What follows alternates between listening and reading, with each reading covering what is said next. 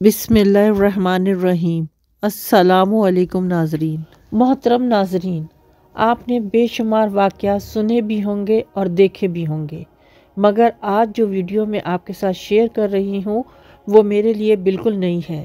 इससे पहले मैंने ये वाक़या नहीं पढ़ा था। अहले इल्म और कुरान का इल्म रखने वाले तो यकीनन इसको जानते होंगे और उन्होंने इसके बारे में पढ़ा भी होगा, मगर मेरे जैसी तहसील इल्म के मतलाशी ने ये पहली बार ये वाक़या पढ़ा तो सोचा कि आपके साथ भी शेयर कर दूं। मगर इससे पहले कि वीडियो में आगे बढ़ें, आपसे गुजारिश है कि वीडियो को पूरा देखें, इसको स्किप ना करें। वीडियो पसंद आए तो लाइक, शेयर और सब्सक्राइब करें और एक प्यारा सा कमेंट ज़रूर करके बताएं कि क्या आपने ये वाक़या पहले पढ़ा हुआ है या सुना है। मोहतरम नाजरीन, क्या आपको पता है असहाबुल अखदूद कौन थे? कुरान की किस सूरत में इनका ज़िक्र किया गया है? ये किस ज़माने की बात है? कुरान और हदीस इसके बारे में क्या कहते हैं? इन तमाम सवालों का जवाब आपको इस वीडियो में मिलेगा। तो चलिए वीडियो की तरफ बढ़ते हैं। कुरान करीम तारीख़ की या कहानियों की किताब नहीं है। इसमें तारीख़ के हक़ाइक़ का तज़किरा है जिनको मालूम करने का दूसरा कोई और ज़रिया नहीं, इंसानों को दस्तयाब नहीं। दूसरा ये कि इसके रावी सहाबा इकराम में से वो लोग हैं जो ख़ुद मक्का मुकर्रमा में मशरिकीन मक्का के शदीद जुल्म सितम और तशद्दुद का शिकार बनते रहे। पहले और असल रावी हज़रत शुएब रूमी हैं जिनको कुरैश बहुत सताते थे। जिस्मानी अजियत के अलावा हिजरत मदीना के वक्त उनके माल और जायदाद पर कब्ज़ा कर लिया। बेसरो सामानी की हालत में आपकी आमद कुबा में हुई तो नबी करीम सल्लल्लाहु अलैहि वसल्लम ने खुशखबरी दी, कामयाब तिजारत कर कर आए हो। इस किस्से का एक हिस्सा हज़रत ख़बाब बिन अरत से रवायत हुआ है। ये एक कुरैशी औरत के ग़ुलाम थे जो लोहे की गर्म सुलाखों पर उनको लुटाती थी, यहाँ तक कि इसके जिस्म और पुश्त की चर्बी से वो सुलाखें बुझ जाती थीं। सूरह बरूज में असहाबुल अखदूद का जिक्र बड़ी तफसील से है। इस इलाके पर बनी हुमैर ने सदियों तक हुकूमत की। हज़रत मूसा के बाद यमन के इलाके में यहूदियों की हुकूमत रही। हम कह सकते हैं कि इस इलाके की तारीख़ हज़रत ईसा अलैहिस्सलाम से 600 साल कबल शुरू हुई। हज़रत ईसा अलैहिस्सलाम के 600 साल बाद असहाबुल अखदूद का वाक़या पेश आया। इस वाक़ये को तकरीबन 2500 साल गुजर चुके हैं। यहाँ का हाकिम एक जादूगर का ख़ास मुरीद था। वो इस जादूगर की हर बात को मानता और इस पर अमल करता था। बादशाह अकीदे के एतबार से यहूदी था, मगर इस्लाम से इतना दूर था कि अल्लाह ताला पर ईमान खो बैठा था और अपनी पूजा शुरू करवा दी थी और वह अपने आप को खुदा कहलवाने लगा था। असहाबुल अखदूद के लग़वी मायने अहले खंदक के हैं और इनसे मुराद वो लोग हैं जिन्हें दीन हक यानी ईसा अलैहिस्सलाम के मज़हब से ना फिरने की सज़ा के तौर पर बादशाह ज़ुन्नुवास के हुक्म पर खंदकों में डालकर जला दिया गया। मौरखीन बयान करते हैं कि यमन का बादशाह ज़ुन्नुवास यहूदी था और उसे मसीहों से इसका सलूक अच्छा ना था। मसीह इसके मजबूर करने पर भी अपना मज़हब छोड़ने पर आमादा ना हुए तो इसने साफ साफ कह दिया कि वो या तो यहूदियत इख्तियार कर लें या कत्ल होने के लिए तैयार हो जाएं। यमन के तमाम मसीही जान देने पर आमादा हो गए। बादशाह ने एक वसी खंदक खुदवाई जिसमें इन सब को जिंदा दफन कर दिया गया। इसके बाद खुदा का अजाब नाजिल हुआ और बादशाह के साथ इसकी कौम भी तबाह हो गई। असहाबुल अखदूद से मुराद बादशाह ज़ुन्नुवास और इसके पैरों हैं। ख़ुद मसीहों में भी यही रिवायत मशहूर है।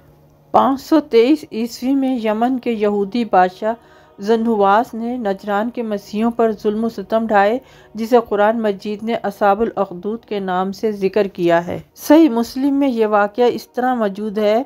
हज़रत शुएब से रिवायत है कि रसूल करीम सल्लल्लाहु अलैहि वसल्लम ने फरमाया, तुमसे पहले एक बादशाह था जिसके पास एक जादूगर था।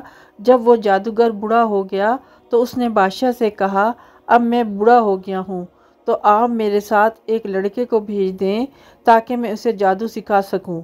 तो बादशाह ने एक लड़का जादू सीखने के लिए जादूगर की तरफ भेज दिया। जब वो लड़का चला तो इसके रास्ते में एक राहिब था, तो वो लड़का इस राहिब के पास बैठा और इसकी बातें सुनने लगा जो उसे बहुत पसंद आईं।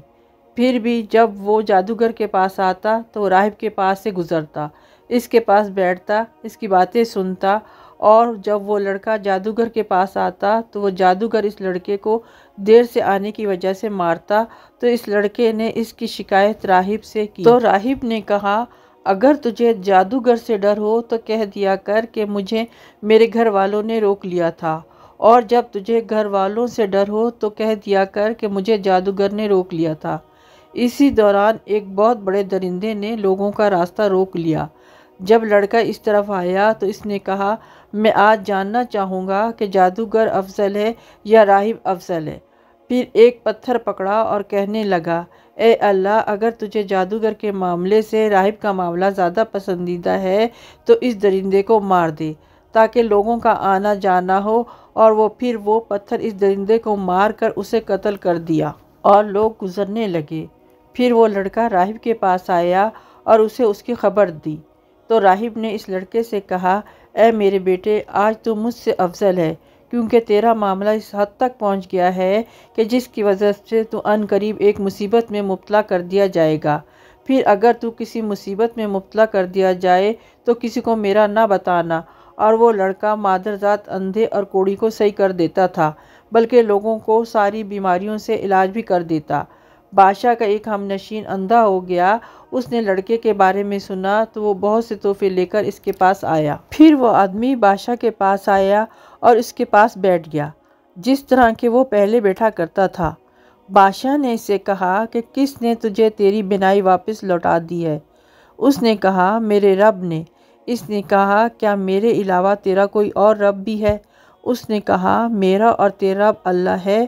پھر بادشاہ نے اس کو پکڑ کر عذاب دینے لگا، اور اس نے بادشاہ کو لڑکے کے بارے میں کہا۔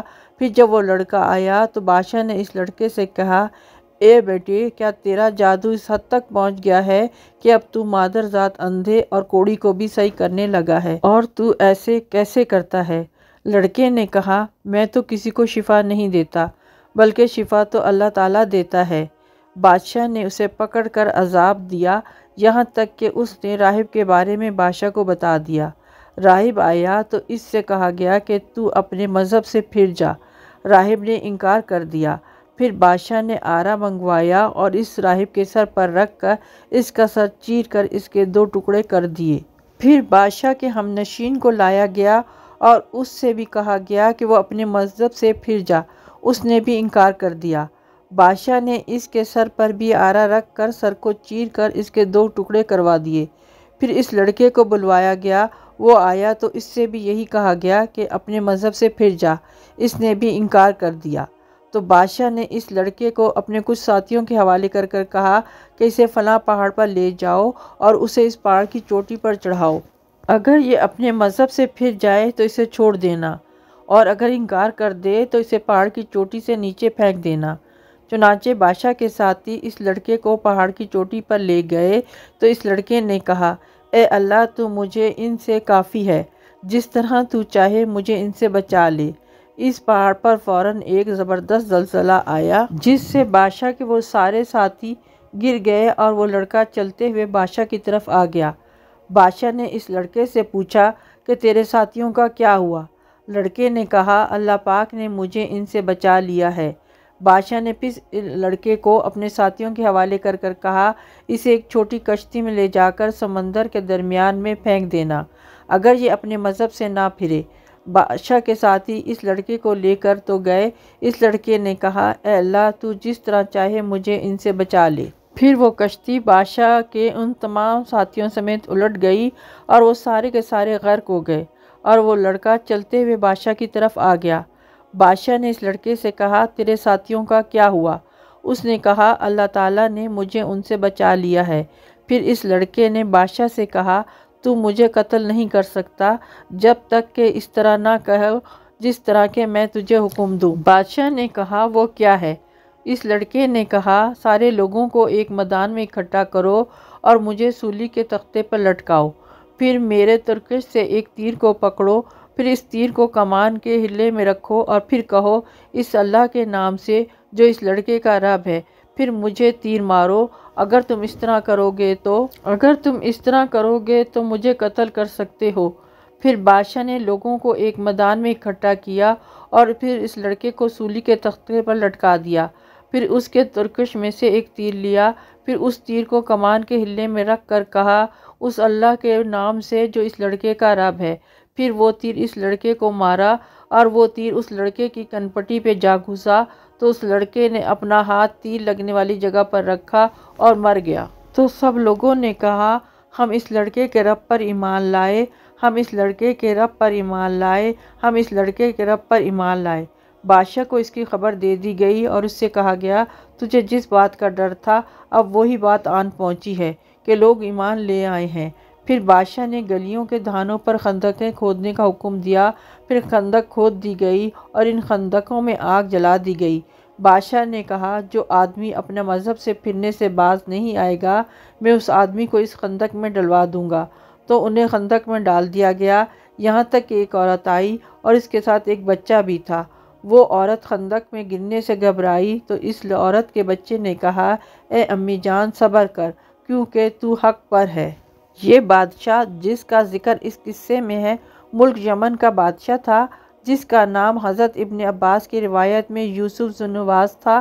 اس کا زمانہ نبی کریم صلی اللہ علیہ وسلم کی ولادت و بعثت سے 70 سال پہلے کا زمانہ تھا، اور یہ لڑکا جس کو کاہن یا ساحر کے نام کے پاس اس کا فن سیکھنے کے لیے بادشاہ نے مامور کیا تھا، اس کا نام عبداللہ بن تعمیر ہے اور راہب مسیح مذہب کا عابد و زاہد ہے، اور وہ اس زمانے میں چونکہ مذہب عیسیٰ علیہ السلام ہی دین حق تھا اس لیے یہ راہب اس وقت کا سچا مسلمان تھا۔ قرآن کریم میں اس قصے کا ذکر مکہ مکرمہ میں مسلمانوں پر ظلم و ستم کے دور میں نازل ہونے والی سورہ بروج میں کیا گیا ہے۔ ترجمہ: قسم ہے برج والے آسمان کی اور اس دن کی جس کا وعدہ کیا گیا ہے، یعنی قیامت کا، اور دیکھنے والوں کی اور دیکھے جانے والوں کی چیز کی۔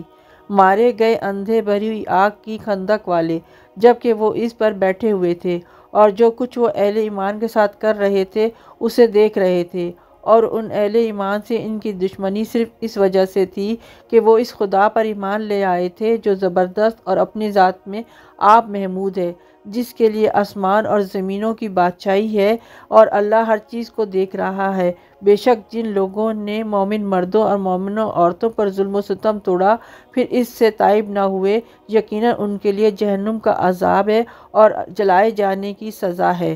سورہ بروج۔ اللہ رب العزت ہر دور میں اپنے بندوں کی آزمائش کرتا ہے، ہر دور میں دین کی تجدید ہوتی رہتی ہے۔ اس قصے کا اصل ہی ایک نوجوان ہے جو اس بات کی دلیل ہے کہ اللہ کے دین میں اصل اہمیت علم نافع اور عمل صالح کی ہے، نہ کہ عمر و تجربے کی۔ اللہ تعالیٰ نے دعوت کی تاریخ میں نوجوانوں میں خیر و برکت کی بے شمار مثالیں رکھی ہیں۔ ابراہیم و عیسیٰ، یحییٰ علیہ السلام، اصحاب کہف اور صحابہ اکرام۔ اس دنیا میں اللہ تعالیٰ اپنی حکمت و مشیت سے اہل ایمان کو فتح و نصرت اور غلبہ عطا فرماتا ہے تاکہ اللہ کی زمین میں خیر و صلاح اور نیکی و تقوی عام ہو۔ اہل ایمان کو اقتدار و غلبہ دے کر آزما کر وہ کیسے کام کرتے ہیں، لیکن یہ غلبہ ہمیشہ کے لیے اور دائمی نہیں ہوتا۔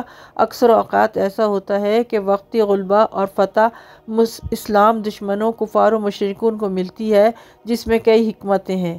اہل ایمان کو اگر کبھی کسی زمانے میں اس قسم کی صورتحال سے واقعہ پیش آئے تو ذہن نشین کر لینا چاہیے کہ اللہ تعالیٰ تمام فیصلوں کا علم، حکمت، مصالح اور مقاصد پر مبنی ہوتے ہیں، اور اس بات کو دل و دماغ پر نقش کر لینا چاہیے۔ یہ قصہ اہل علم کو مزید غور و فکر کی دعوت دیتا ہے۔ امید ہے آپ کو ویڈیو پسند آئی ہوگی۔ آئیے آخر میں دعا کرتے ہیں۔